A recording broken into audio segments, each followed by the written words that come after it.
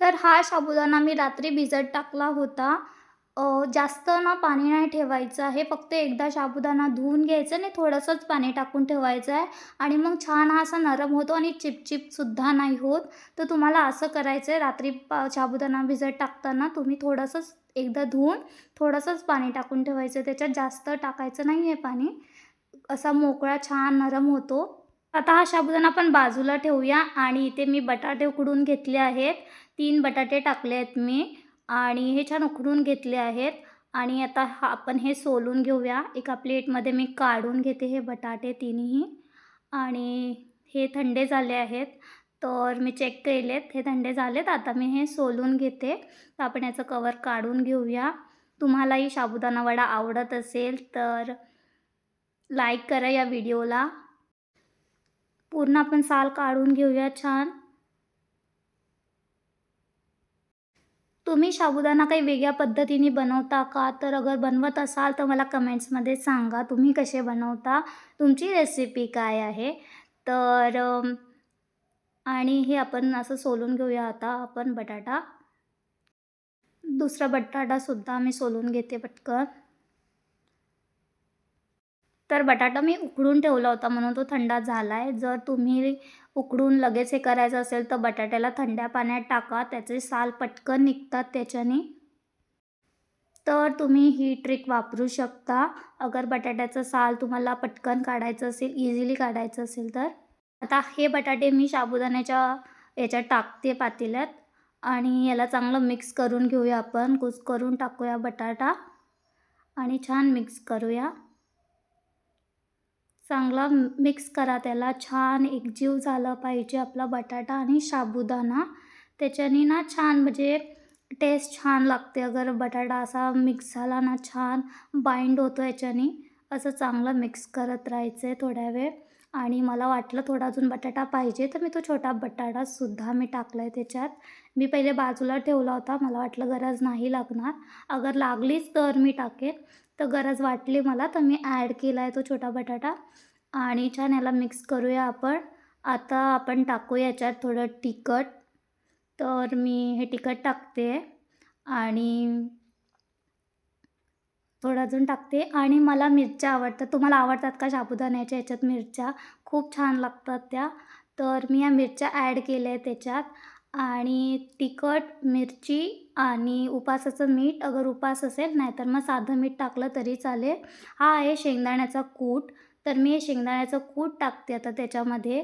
याच्याने पण छान चवसुद्धा लागते आणि एक चांगलं बाइंडिंग पण भेटतं.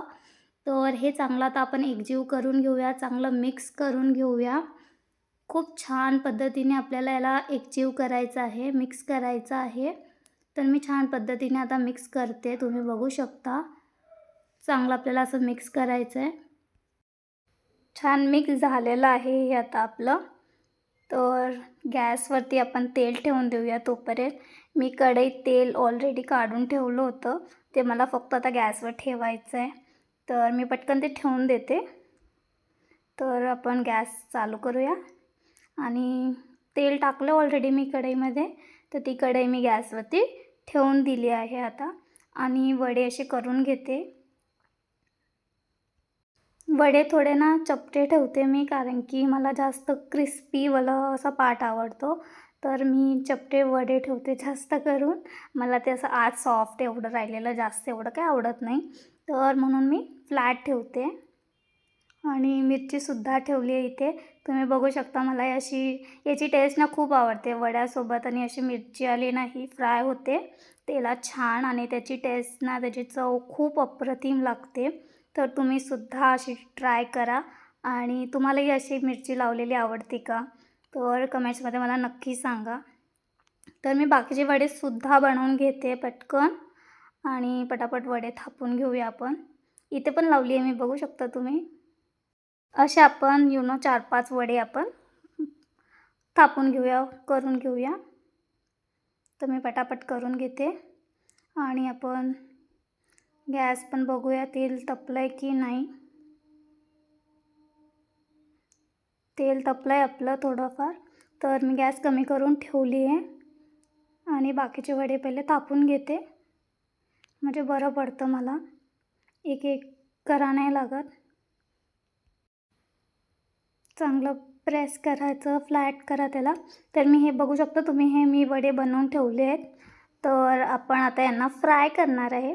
तर तेल तपलं आहे की नाही चेक करायचं असेल तर एक साबुदाण्याचा दाणा टाकून बघितला आहे मी.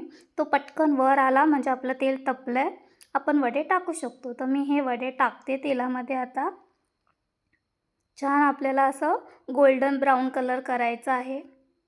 आणि थोडं ना कमी गॅस किंवा थोडं मीडियम गॅसवरतीच करा, म्हणजे ते चांगलं शिजतं, कच्चं राहत नाही. तर मी पटकन हे असं करून घेते.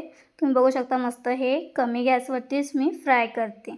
फास्ट गॅस करू नका, त्याच्याने तुमचे फक्त वडे वरतून जळतील. तर बघा हे मस्त गोल्डन ब्राऊन झाले, मी काढून घेते. किती छान दिसत आहेत हे आपले वडे. आणि मिरची पण मस्त फ्राय झाली त्याच्यावरची. तर मस्त गोल्डन ब्राऊन कलर आला आहे.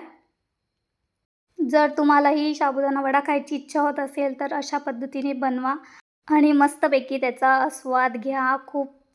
माझं तर खूप इच्छा होते हे मी पटकन खाऊ, बट मी आता खाऊन घेणार आहे हे. आणि खूप मस्त वाससुद्धा येतो आहे साबुदाणा वड्याचा. आणि मस्त मिरची फ्राय झाली आहे, गोल्डन ब्राऊन कलरचे वडे झाले आहेत आपले. तर मी आता हे खाऊन घेणार आहे, माझा उपवास आहे. तर तुम्हीसुद्धा असे वडे बनवा आणि खा.